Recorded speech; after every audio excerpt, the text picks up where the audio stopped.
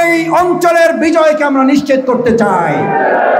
আল্লাহ আপনি চট্টগ্রাম বিশ্ববিদ্যালয়কে কবুল করেন, ছাত্র শিবিরকে কবুল করেন, এই নেতৃত্বের মাধ্যমে আগামী দিনের বাংলাদেশকে আপনি কবুল করেন।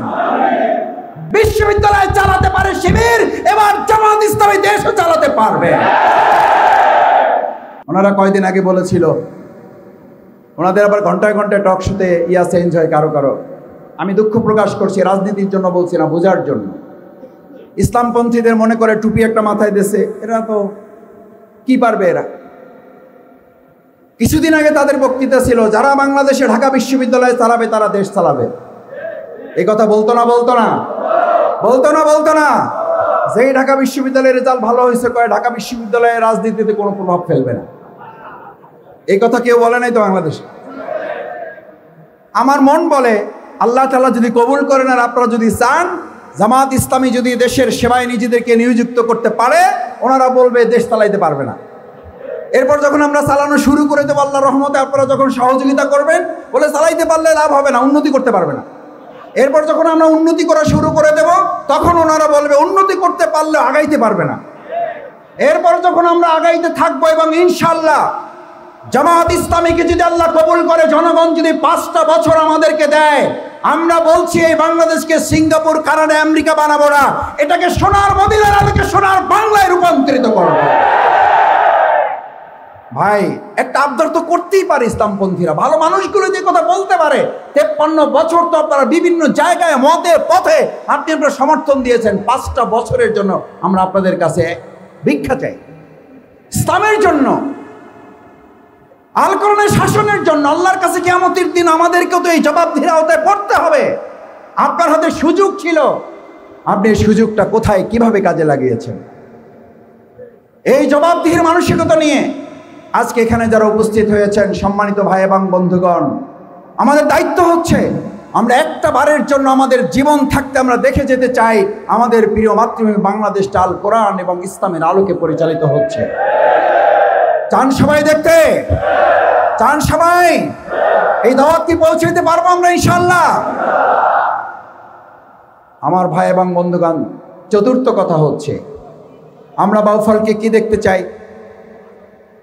বাউফলকে আমরা দেখতে চাই উন্নত, আধুনিক এবং মডেল বাউফল। আমরা আমাদের তরুণ যুবকদের জন্য আত্মকর্মসংস্থানের ব্যবস্থা করব। আমরা আমাদের তরুণ যুবকদেরকে, আমিরে জামাত ডাক্তার শফিকুর রহমান পরিষ্কার বলেছেন, আপনার সন্তানরা, আপনার ছোট ভাই চাকরি করার পর, আজকে পড়াশোনা করে মাস্টার ডিগ্রি করার পর, বিশ্ববিদ্যালয় থেকে উচ্চতর ডিগ্রি অর্জন করার পর, পিএইচডি ডিগ্রি করার পর, মেডিকেল থেকে পড়ে বের হওয়ার পর, ইঞ্জিনিয়ারিং পড়ার পরে আমার কাছে অন্তত 1000-এর উপরে বায়োডাটা সিভি জমা পড়ে আছে। শুধু বাউফলের 1000-এর উপরে। এরা মাস্টার্স করা, এরা ইঞ্জিনিয়ারিং প্রতিষ্ঠান থেকে, এরা মেডিকেল থেকে পাশ করেছেন, এরা বিশ্ববিদ্যালয় থেকে বের হয়েছেন। আমার খুব কষ্ট লাগে যে সমস্ত ভাইদেরকে এখন প্রকাশ্যে বলতে হচ্ছে, ভাই যদি 2-4 পয়সা লাগে তাও ব্যবস্থা করব, আমাদের একটা চাকরির ব্যবস্থা করে দেন। আছে না নাই? আপনি পড়াশোনা করলেন টাকা পয়সা খরচ করে, মাথার ঘাম পায়ে পেলে। আমার বাবা, আমার মা, আমার ভাই রক্ত ঘাম পানি করে আমাকে পড়াশোনা করালো, আবার চাকরির জন্য টাকা দিতে, সুদ দিতে হবে, ঘুষ দিতে হবে।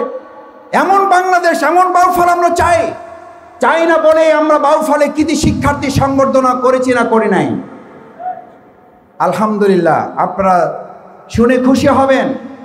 কৃতি সংবর্ধনা, কৃতি শিক্ষার্থী সংবর্ধনার মাধ্যমে আমাদের অসংখ্য ছাত্র, শিক্ষার্থী, অভিভাবক, শিক্ষক মণ্ডলী সেখানে উপস্থিত হয়েছেন এবং তাদেরকে আমরা উৎসাহিত করেছি। আমরা বলেছি আমাদের তরুণ শিক্ষার্থী বন্ধুরা শুধুমাত্র বাংলাদেশ পরিচালনা করবে না, তারা আগামী দিনে বিশ্ব পরিচালনায় ভূমিকা রাখবে।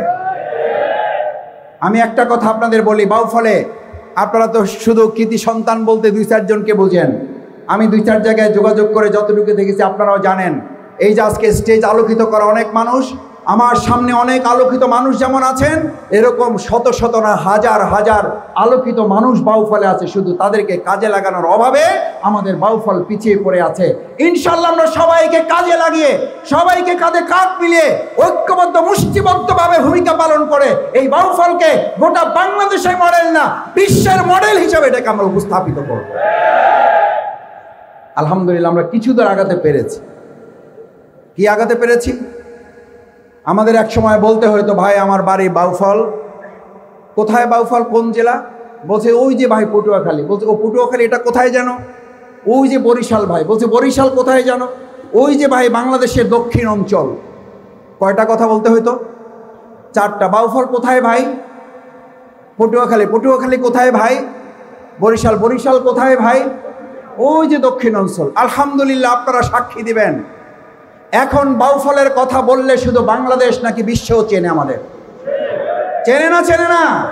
আপনারা শুধু শফিকুল ইসলাম মাসুদ আর XYZ আব্দুল জব্বার আব্দুর রহিমের কথা বলেন, আমি বরং বলবো আমরা নিজেদেরকে যতটা পরিচয় তুলে ধরতে না পেরেছি, আমরা গোটা বিশ্বে বাউফলকে তুলে ধরতে পেরেছি, ভবিষ্যতে আমরা এটাকে তুলে ধরবো ইনশাআল্লাহ। কারণ আমাদের টার্গেট ব্যক্তি নয়, আমাদের টার্গেট হচ্ছে আমাদের প্রিয় বাউফল। আমাদের টার্গেট ব্যক্তি নয়, আমাদের টার্গেট আগামী দিনে বাংলাদেশে ইসলামকে আমরা ক্ষমতায় পৌঁছাতে চাই। সেই জন্য শুধুমাত্র শফিকুল ইসলাম মাসুদের সমাবেশ না এটা।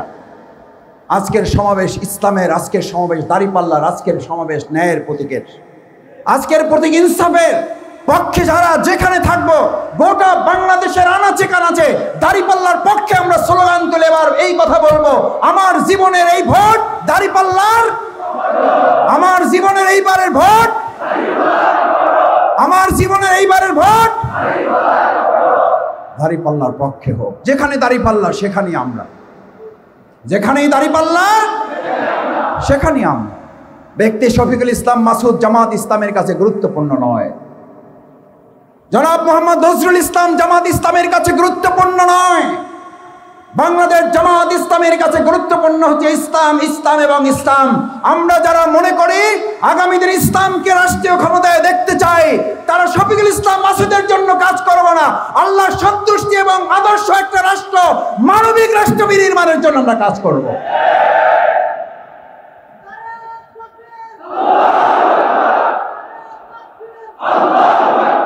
সম্মানিত ভাই এবং বন্ধুগণ, সম্মানিত ভাই এবং বন্ধুগণ, ষষ্ঠ এবং শেষের দিকের কথা।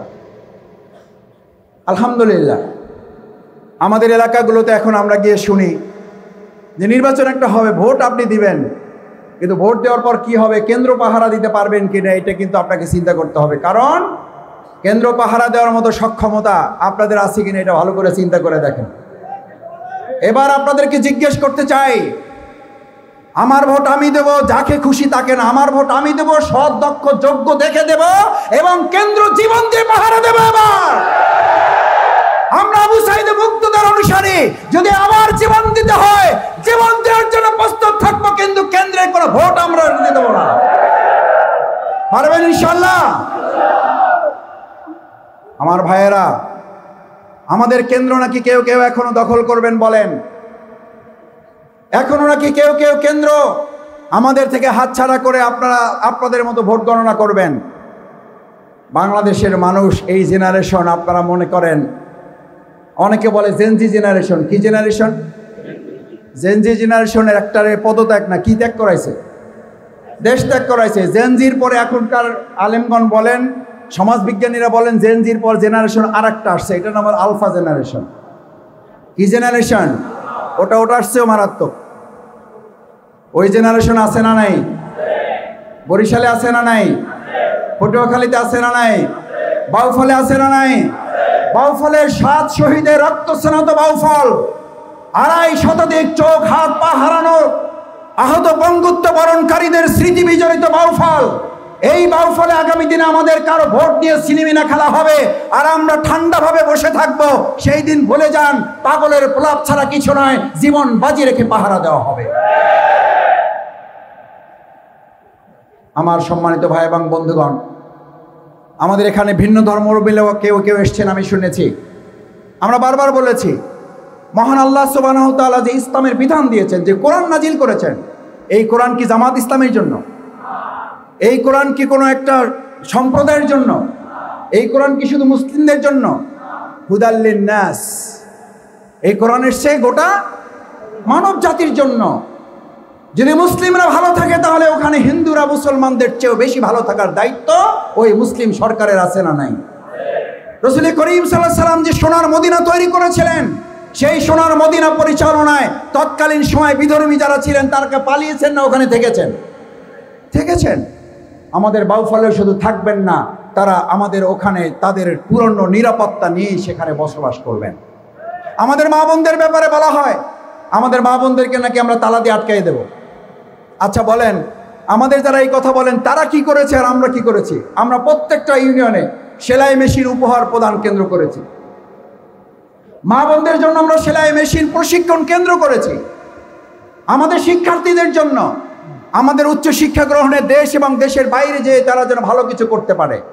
আমাদের বগা সেতু দরকার আছে না নাই? কাজ তো শুরু হয় নাই আলহামদুলিল্লাহ, যতটুকু শুরু হয়েছে আলহামদুলিল্লাহ আশা করি এটা সম্পন্ন হবে। আপনাদের সহযোগিতা দরকার। আমরা শুধু বগা সেতু করব না, আমরা বগা থেকে কালাইয়া পর্যন্ত 4 লেন রাস্তা আমাদের এখন খুবই জরুরি, আমরা করবো ইনশাআল্লাহ। আল্লাহ যদি আমাদের তৌফিক দেন, কারণ আপনারা দেখেছেন প্রায় এখন রাস্তায় দুর্ঘটনা ঘটে না। এখন তো আমাদের বাউফল কালাইয়া রাস্তা, বগা এবং কালাইয়া রাস্তা হয়ে গেছে এতটা যে মানে বড় বড় এমন গাড়ি আসে, আসলে ওখানে রিক্সা এবং অটো রিক্সা চলা এখন কিছুটা জীবনের জন্য ঝুঁকি, শুধু না একটা মরণ ফাঁদ তৈরি হয়ে গেছে। প্রায় আপনি পত্রিকায় দেখবেন সেখানে এখন কি হচ্ছে, অ্যাক্সিডেন্ট হচ্ছে। আমি আশা করি ইনশাআল্লাহ আমাদের বর্তমান অন্তর্বর্তীকালীন সরকারে যদি সম্ভব হয়, না হলে আগামী দিনে যে সরকার নির্বাচিত হবে জনগণের দ্বারা, সেই সরকারে যদি আল্লাহ আমাদেরকে সুযোগ দেন, আমরা আমাদের বগা থেকে কালাইয়া পর্যন্ত এই রাস্তাকে আমরা 4 লেনে উন্নীত করে দেব ইনশাআল্লাহ। আমাদের প্রত্যেকটা ইউনিয়নের মূল সড়কগুলোকে আমরা 2 লেনে উন্নীত করে দেব।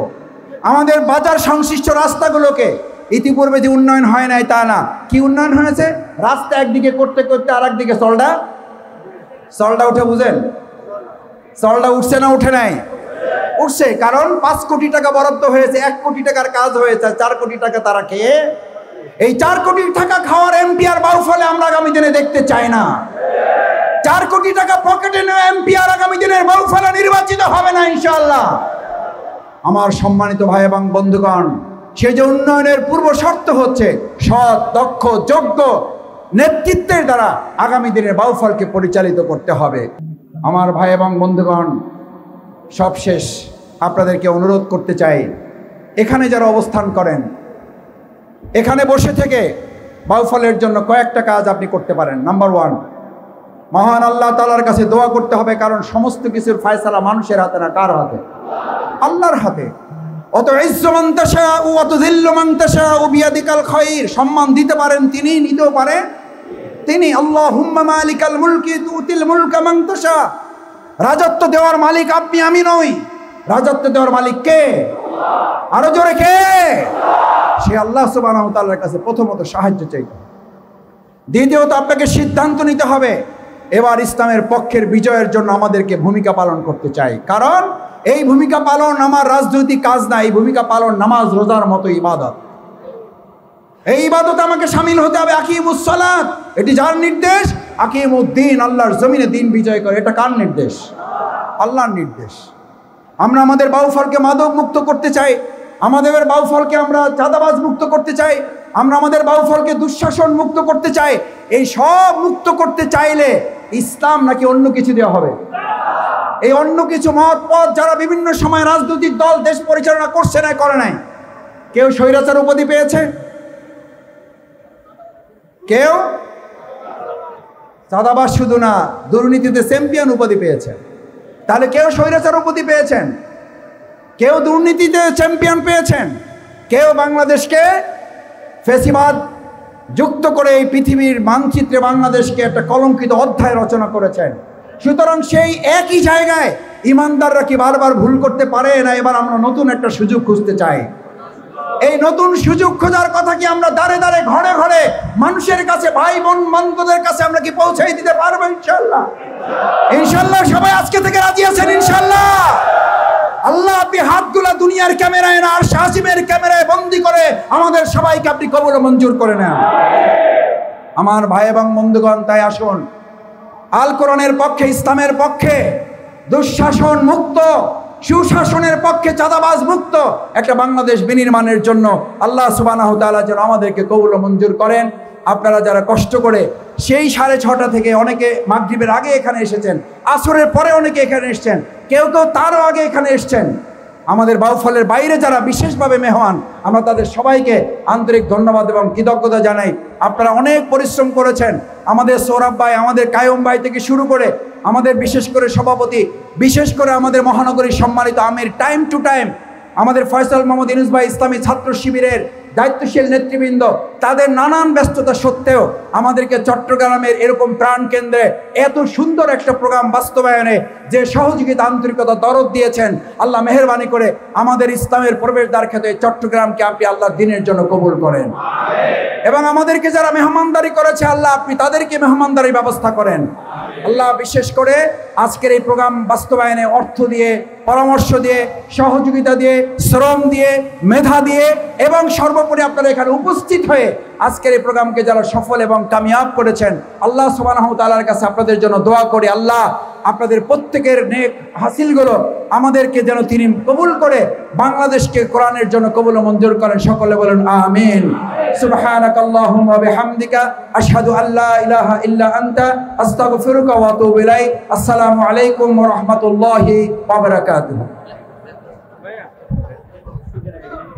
জি, ধন্যবাদ আমাদের আজকের অনুষ্ঠানের প্রধান অতিথিকে, আমাদেরকে দীর্ঘ সময় পর্যন্ত অনেকগুলো গুরুত্বপূর্ণ বক্তব্য দেওয়ার জন্য।